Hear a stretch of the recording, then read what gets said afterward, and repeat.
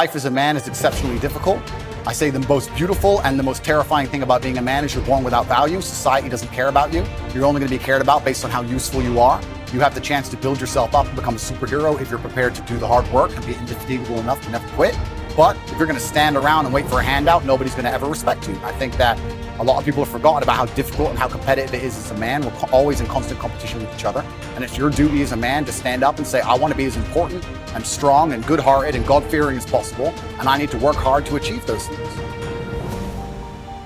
If you look at the true warriors of humanity, you look at the true empire builders, you look at the true titans who are constructing a better world, they're less about pleasure seeking because they understand that if you want to have a great life, a soaring life, look at what most people do and do the opposite.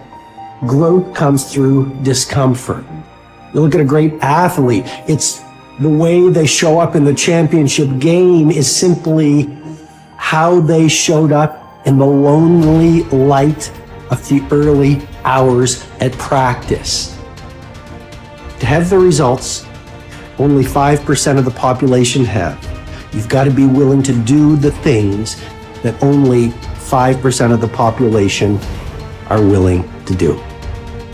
I was a 4-time kickboxing world champion.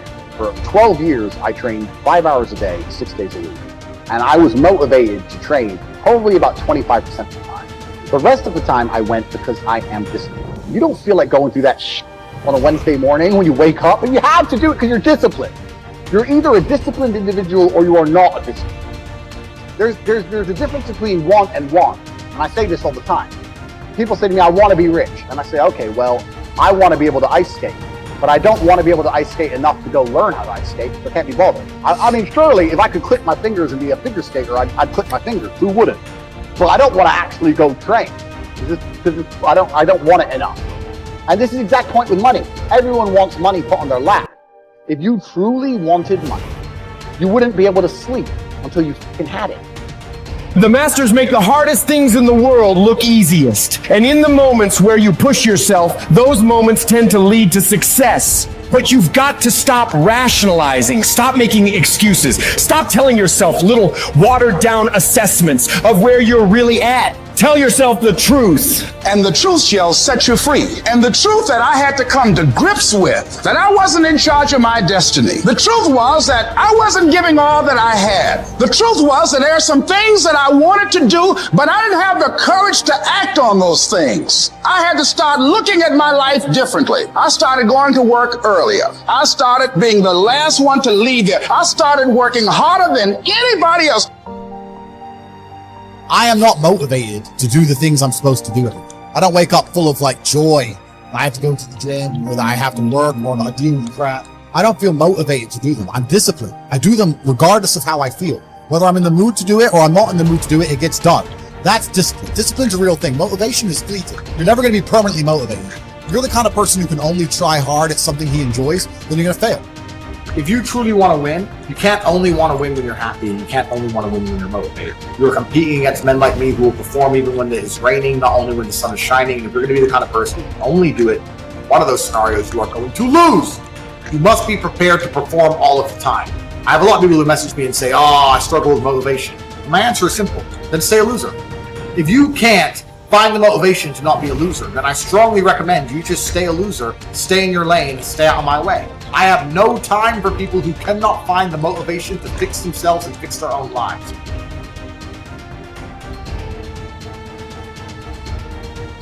If you cannot control your own mind, then you go through life with zero control, zero influence. You can't control anything. You're just a feather in the wind, waiting for life to blow you from happy place to sad place to happy place to sad place, completely hoping on the gods to be fortunate to you, because if any genuine discomfort comes your way, we're clouded with doubt, and we wonder why it is so difficult for us to grow into the best version of ourselves. We wonder why it is so difficult to climb that mountain, to get over that obstacle. It's because we are not looking at the opportunity with the right perspective. Break the patterns that have been leading your life, but you need to identify what the patterns are. I think sometimes we just aren't even aware It's just a pattern that's running. It's something that's happening. Maybe it's been happening for months or years or decades. We're not even aware. It's just become our identity. So when you identify the negative identity patterns that are holding you back, that's the first step. And you can start to really shift and replace it with a new identity, a new pattern that you can implement.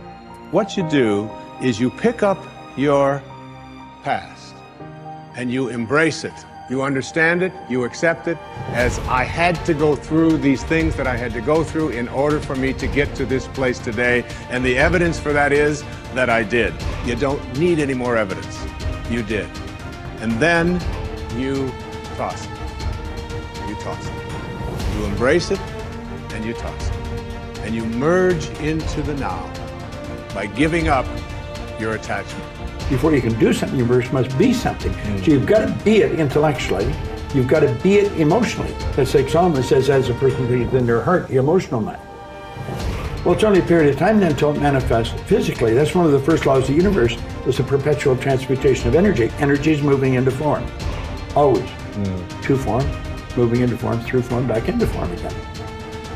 So we cause it all to happen the way we think and the way we stay locked into ideas. I don't think greatness is something you're born with, some mysterious power bestowed upon us by God. It's something that truly exists in everyone. I look at it as a superpower we all have, buried deep inside us. This tiny diamond surrounded by layers and layers of rock, the hardest rock in the universe. And every time you do something good, a piece of that rock breaks away. We control where awareness goes, we're controlling where energy is flowing. And if we're controlling where energy is flowing, we're controlling what's manifesting in our life. All I need to do is control where my awareness goes. And if I can control where my awareness goes, I can control where my energy is flowing. And if I can control where my energy is flowing, I can control what is manifesting in my life. Every single person that wins big, every single person that you look at, every single person that you're inspired by, every single person that you aspire to be like, they only have one plan, and that is they are going to win or they are going to die trying.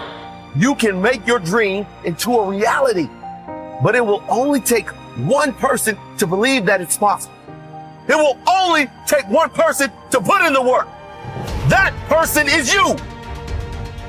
If you're sitting down and you start thinking about some future worst case scenario that you're conjuring up in your mind, and you begin to feel the emotion of that event, your body doesn't know the difference between the event that's taking place in your world, outer world, and what you're creating by emotion or thought alone. So most people then, they're constantly reaffirming their emotional states. So when it comes time to give up that emotion, they can say, I really want to do it, but really the body is stronger than the mind because it's been conditioned that way. So the servant now has become the master. And the person all of a sudden, once they step into that unknown, they'd rather feel guilt and suffering because at least they can predict it. Being in the unknown is a scary place for most people because the unknown is uncertain. And people say to me, well, I can't predict my future. I'm in the unknown, and I always say the best way to predict your future is to create it. Not from the known, but from the unknown. What thoughts do you want to fire and wire in your brain? What behaviors do you want to demonstrate in one day? The act of rehearsing them mentally, closing your eyes, and rehearsing the action. Rehearsing the reaction of what you want? Or the action? The action of what you want. By closing your eyes and mentally rehearsing some action. If you're truly present, the brain does not know the difference between what you're imaging and what you're experiencing in 3D world. So then you begin to install the neurological hardware in your brain to look like the event has already occurred. Now, your brain is no longer a record of the past. Now it's a map to the future. And if you keep doing it, priming it that way, the hardware becomes a software program. The law of expectation says that your expectations tend to become your own self-fulfilling prophecies. In other words, what you expect to happen usually does.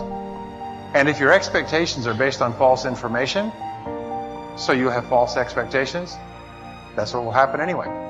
For instance, your expectations could be that you are destined to have an extraordinary life and be extremely successful. is that no matter what happens, it's all part of a learning process that is leading you inevitably to great success, happiness, and accomplishment. And if you absolutely expect that to be true, if that's your fundamental belief, then over time that will become true. You'll be able to throw off the ups and downs of life. You'll be able to ignore the negative influences around you. If you confidently expect to be a great success, then by gum, you sure will be. No matter what people tell you, you just say, well, it'll be all right. Everything will work out fine. And we know that an attitude of confident expectation is a hallmark of highly successful people. They just expect to succeed more than they fail. They expect to be liked by others more often than they're disliked.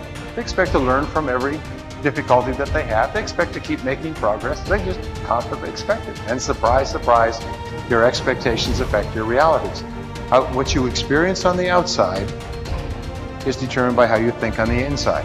As they say, you are not what you think you are, but what you think you are. In the Bible it says, as a man thinketh in his heart, which means in his subconscious mind, way down deep, so is he. According to your faith, it's done unto you, and so on. Big picture thinking can benefit any person in any profession. When somebody like Jack Welch tells a G employee that the ongoing relationship with the customer is more important than the sale of an individual product, he's reminding them of the big picture. When two parents are fed up with potty training, poor grades or benders, and one reminds the other that the current difficult time is only a temporary season, then they benefit from thinking big picture. You have to think anyway, so why not think big? Big picture thinking brings wholeness and maturity to a person's thinking. It brings perspective. It's like making the frame of a picture bigger in the process, expanding not only what you can see, but what you are able to do. Big picture thinkers are never satisfied with what they already know. They are always visiting new places, learning new skills. And because of that practice, they often are able to connect the unconnected. They are lifelong learners. To help me maintain a learner's attitude, I spend a few moments every morning thinking about my learning opportunities for the day. As I review my calendar and to-do list, knowing whom I will meet that day, what I will read, which meetings I will attend, I note where I am most likely to learn something. Then I mentally cue myself to look attentively for something that will improve me in that situation. If you desire to keep learning, I want to encourage you to examine your day and look for opportunities to learn. Writer Henry David Thoreau wrote, "Many an object is not seen, though it falls within the range of our visual ray, because it does not come within the range of our intellectual ray." Who you are determines what you see and how you think. Big picture thinkers realize there is a world out there besides their own, and they make an effort to get outside of themselves and see other people's worlds through their eyes. It's hard to see the picture while inside the frame. To see how others see, you must first find out how they think. Becoming a good listener certainly helps with that. So does getting over your personal agenda and trying to take the other person's perspective. French essayist Michel Ayquem de Montaigne wrote, "The value of life lies not in the length of days, but in the use we make of them." A man may live long yet live very little. The truth is that you can spend your life any way you want, but you can spend it only once. Becoming a big picture thinker can help you to live with wholeness, to live a very fulfilling life. People who see the big picture expand their experience because they expand their world. As a result, they accomplish more than narrow-minded people. And they experience fewer unwanted surprises too, because they are more likely to see the many components involved in any given situation. Issues, people, relationships, timing, and values. They are also, therefore, usually more tolerant of other people and their thinking.